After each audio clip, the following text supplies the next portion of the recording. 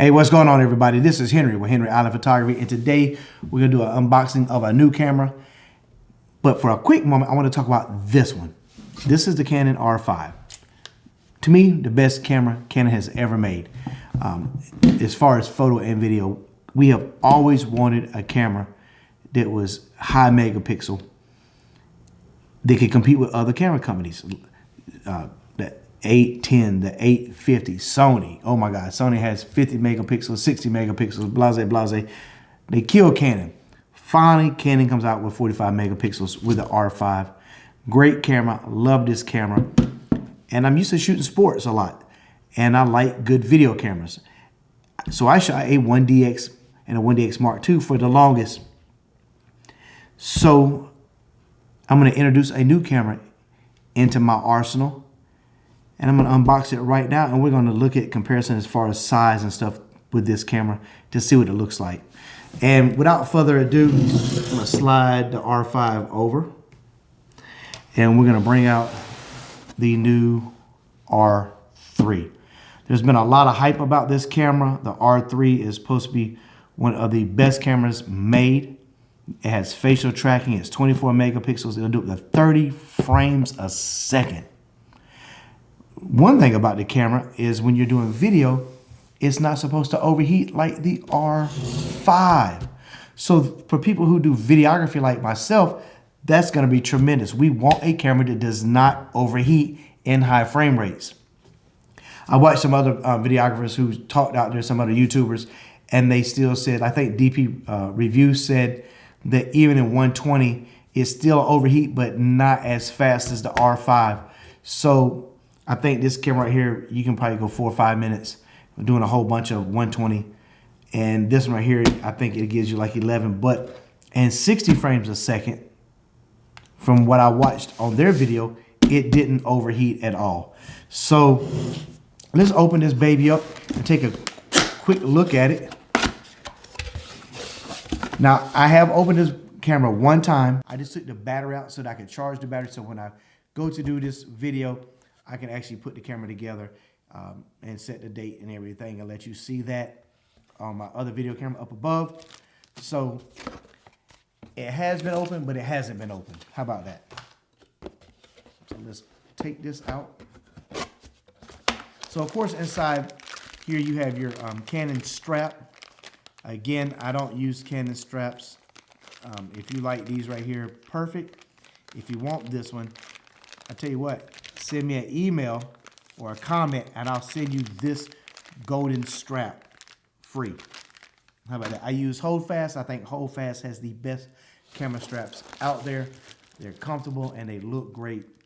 So check this out. Go to holdfast.com and look them up. The Solo and the Moneymaker, superb. Also in here, you have your battery charger, of course. Comes with 2 spots for batteries. This camera does come with 1 battery. So you have your cord here, which goes to your charger. Also right here you have a little eyepiece, the little eye cup thing for your eye. Take it out so you can see what it looks like. So you'll think I'm crazy when I said that, but you know, go up to your eye, look through, it's kind of soft. Anyway, here you have some other cables. And you also have the mount for the side of the camera. Take it out real quick. And this little mount that they have right here is very important, these mounts, because when you run video cables into your camera, they will actually protect the wiring from getting pulled out. So that's very important to use. It protects the mount that's built into the camera. If you bend that for like the HDMI, you will actually have to send your camera off the Canon and get fixed. So the little mounts that they give you are very important, and I would definitely use it. See what we have in here.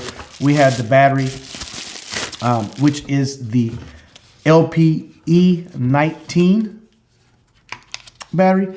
Again, this battery right here retails at about $162 to $169, and Watson makes one that's about $99 that I think actually is supposed to last longer than this one.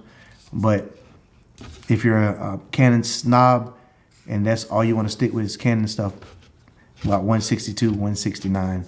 You can get it at B&H.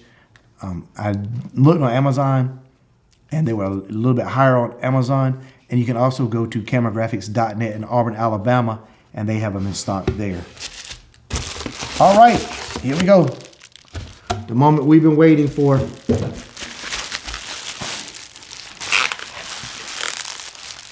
I'm really excited about this camera. They say it's supposed to be a little bit smaller than the regular 1DX series. Let me move some of this trash out the way. I'll just set it down here. Of course, you do have your manuals that come in it. I didn't even talk about that. So before I open this up, you have your manual. And you have your paperwork here with a serial number on it. Good to keep that, file it. They have some little registration forms here.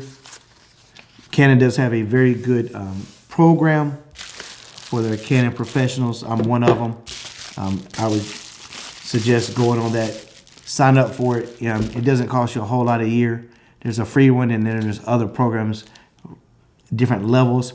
And if you do sign up for it, if anything happens to your camera and you send it off, they will send it back to you. You get basically a faster turnaround with your camera a lot of times.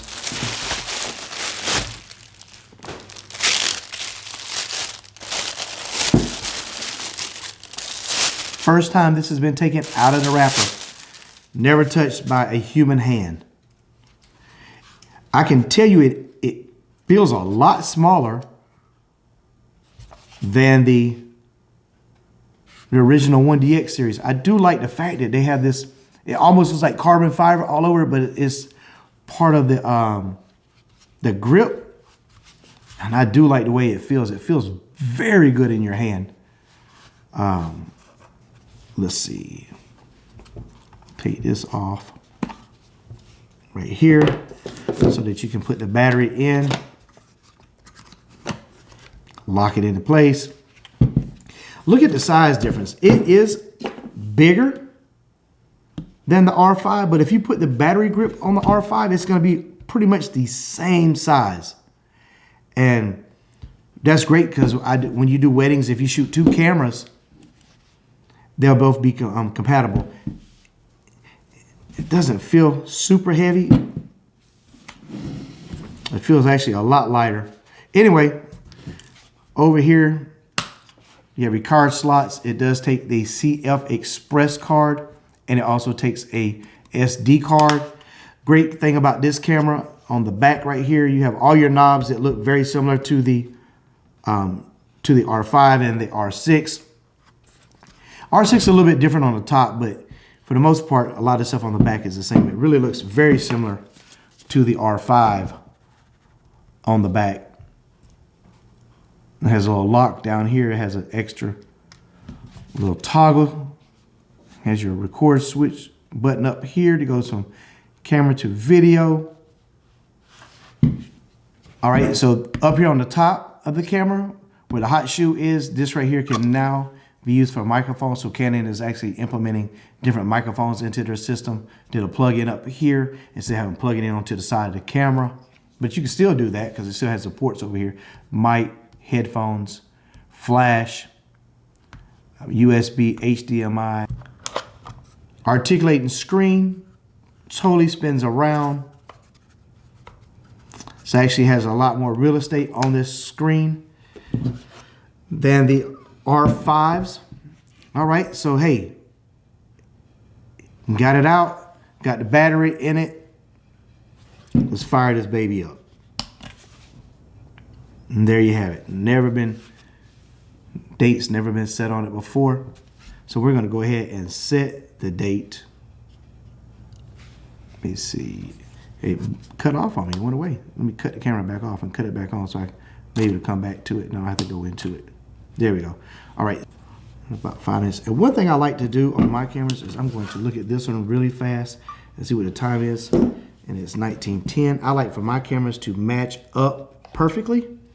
So when I'm out shooting and I'm using two cameras, when I put these in Lightroom, I don't have files at different times throughout. So like I don't have weddings, like I don't have the reception here in Lightroom. And then further down here, I have other reception photos because they're not on the same time. I like all my stuff to sync together. So anyway, 1911. We're gonna make it 12 because in just a second, this camera's gonna switch over. I'm gonna put on daylight saving time. We're gonna put on time zone. It's going to be Chicago's time zone. Anyway, while we're waiting on that to happen, I have to say it feels really, really good. Boom, there we go. Now everything is set up. You have your drive up here on the top of the camera, mode, and then over here, you can hit this mode right here and spin through it. You have custom function 1, you have bulb, shutter priority, manual, aperture priority, program, FV. I think it's a great thing to have this program on here, this different mode, FV, because when you're out shooting, it just gives you one more custom function that you can have on your camera. So I really like the FV mode. I use it a lot. Put the eyepiece on here. If I know how to do this correctly, lock it in, put it up to my eye. It feels, I'm telling you, it feels very, very light. I want to turn the camera off for a moment. I want to put a lens on it and see how it feels with this lens on the camera.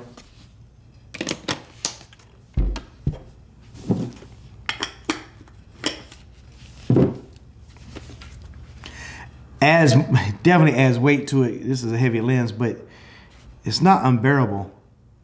The ergonomics of this feels really, really good. Let's cut the camera back on. Of course, you have your modes. You can get into depth on how to set up the eye tracking or the follow focus with your eye. I guess that's the correct term for it. You see if you hit the mode button. So I'm gonna have to figure out how to, I guess you just flip it over to video like that. And let's see how many different modes it has. Program, aperture, manual, shutter. Let's see, going through here on movie mode, you have your different formats. You have your movie cropping, movie sound. This camera here shoots C-Log 3. The different frame rates that this camera has on it.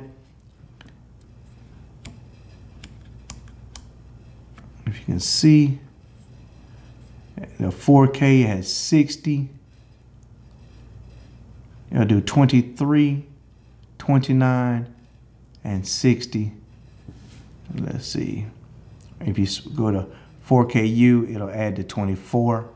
Can't wait to bring this baby out and start shooting weddings with it and doing some sports. It's 24 megapixels. It's supposed to be great in low light. If you don't have the money for this camera or the R5, you can also get the R6. The R6 comes in at $24.99. It is a great camera. DP Review did some videos between this camera and the dynamic range and the R3, and they were very, very similar.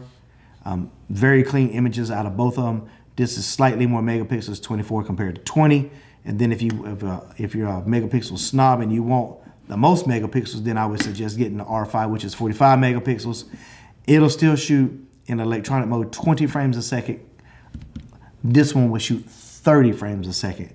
I'm not gonna shoot 30 frames a second. Even when I shoot college football or baseball or soccer or anything, I would not shoot 30 frames a second.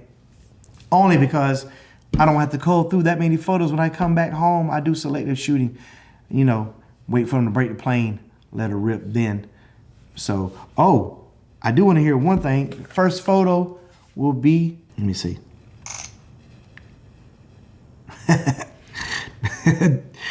What? I didn't even have a card in here. Everything just took off. Listen. That's on the electronic, I believe. That was fast. That was very fast. So it's on high. We just want to take one interval. It does have a silent shutter function on here that you can just turn it off. So when you're doing weddings, oh my God, that's so awesome. When you're doing R5 has it too, but it's great to have it on this big camera because when you would shoot weddings with this and you'd be trying to take a photo in the back, you're clock, clock, clock. It's pretty embarrassing when you're doing weddings and your camera makes this loud noise. So it's awesome to have this type of camera that can go silent. So thank you, Canon, for doing that. All right, everybody. Thanks again for tuning in to watch this short video about unboxing the R3. Do me a big favor, subscribe to my channel, hit that like button down below and the little bell icon over in the corner so you can be notified when I put out new content. Again, inspire to inspire.